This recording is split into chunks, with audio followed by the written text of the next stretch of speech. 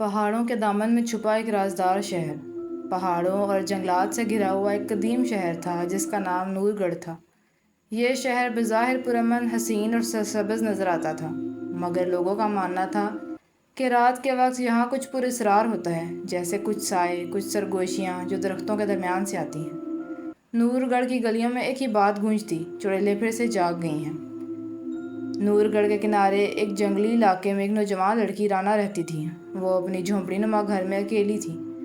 اس کے والدین بچپن میں ہی ایک بیماری کا شکار ہو کر مر گئے تھے، مگر وہ ان سے وراثت میں ایک شفا دینے والا علم پا چکی تھی، جڑی بوٹیوں، درختوں کی چھال اور پانی سے بنی دیسی دوائیں۔ رانا کا حسن مثالی تھا اور اس کا دل نہایت نرم۔ وہ لوگوں کا علاج بغیر لالچ کے کرتی تھی، مگر شہر کے کچھ بڑے لوگ، خاص کر بیگم ذل حیا، اسے شک کی نظروں سے دیکھتے تھے۔ ارمان نور گڑھ کا ایک نڈر نوجوان سپاہی تھا۔ اس کے دل میں انصاف، بہادری اور رحم تھا۔ اس نے کئی بار طاقتوروں کے خلاف آواز اٹھائی اور عوام میں اس کی عزت تھی۔ ایک دن ارمان کے دوست کو جنگل میں سانپ نے کاٹ لیا۔ ارمان اسے لے کر شہر کے طبیب کے پاس گیا، مگر وہ بے بس تھا۔ اس نے بتایا، اسے رانا کے پاس لے جاؤ، وہ بچا سکتی ہے۔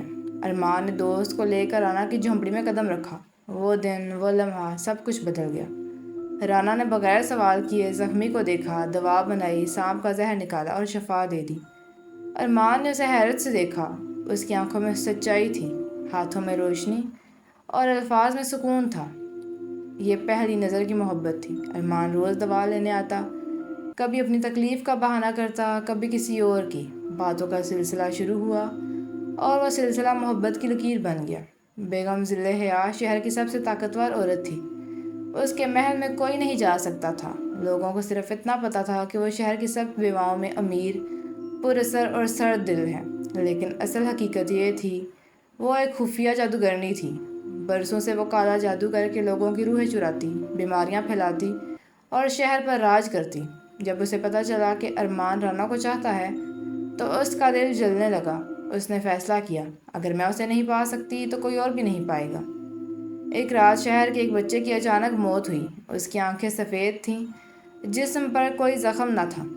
یہ جادو کا معاملہ لگتا تھا۔ بیگم نے لوگوں کو ورگلایا، یہ رانا کی چڑیلوں والی دوا تھی، اس نے بچے کی جان لی۔ عوام کا ہجوم بنا۔ رانا کی جھونپڑی جلا دی گئی اور اسے پکڑ کر عدالت لے جایا گیا۔ رانا کچھ نہ بولی۔ اس کی آنکھوں میں صدمہ تھا، مگر زبان بالکل خاموش۔ نور گڑھ کی عدالت میں بیگم نے قدیم قانون پیش کیا، اگر کوئی عورت چڑیل ہے تو آگ اسے سچ ظاہر کر دے گی، اگر وہ جھوٹ بولے گی تو جل جائے گی۔ عدالت نے فیصلہ سنایا، رانا کو اگنی آزمائش سے گزرنا ہوگا۔ ارمان نے عدالت میں آواز بلند کی، یہ سب جھوٹ ہے، وہ بے گناہ ہے، مگر اسے دھکا دے کر باہر نکال دیا گیا۔ آزمائش کا دن آ پہنچا۔ شہر کا ہر فرد وہاں موجود تھا۔ رانا کو ایک آگ کے دریا کے سامنے کھڑا کر دیا گیا۔ لوگ تالیاں بجا رہے تھے، مگر ارمان چیخ رہا تھا، سچ کو مت جلاؤ، رانا پہ ظلم نہ کرو۔ رانا نے آسمان کی طرف نظریں اٹھائیں، اے قدرت، اگر میں گنہگار ہوں تو مجھے جلا دے، اگر سچائی میرے ساتھ ہے تو اسے ظاہر کر دے۔ آگ بھڑکائی گئی، شعلے بلند ہونے لگے، مگر یکایک آسمان پر بجلی چمکی، بادل گرجے اور ایک تیز کڑک کے ساتھ بجلی بیگم ذل حیا کے محل پر گری۔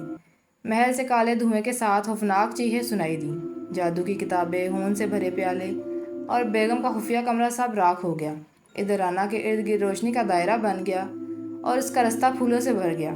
جب بیگم کے محل کی حقیقت کھلی، عوام حیران رہ گئی۔ رانا بے گناہ ثابت ہوئی۔ عدالت نے اسے معافی مانگی۔ ارمان دوڑتا ہوا آیا اور سب کے سامنے بولا، آج سے رانا میری بیوی ہے، یہ وہی لڑکی ہے جس نے میرے دل کو زندگی دی۔ شہر میں جشن منایا گیا، چڑیلوں کے قوانین ختم ہو گئے۔ رانا نے ایک مدرسہ بنایا جہاں عورتوں کو علم، شفا اور خود اعتمادی سکھائی جاتی۔ ارمان شہر کا نیا کمانڈر بنا۔ بیگم ذل حیا کو جادوگر کی سزا دی گئی اور وہ ہمیشہ کے لیے اندھیرے میں قید ہو گئی۔ رانا اور ارمان کی محبت سچائی کی علامت بن گئی۔ نور گڑھ ایک بار پھر روشنی، امن اور محبت کا شہر بن گیا۔ رانا کو آج بھی نور گڑھ کی شفا والی پری کہا جاتا ہے۔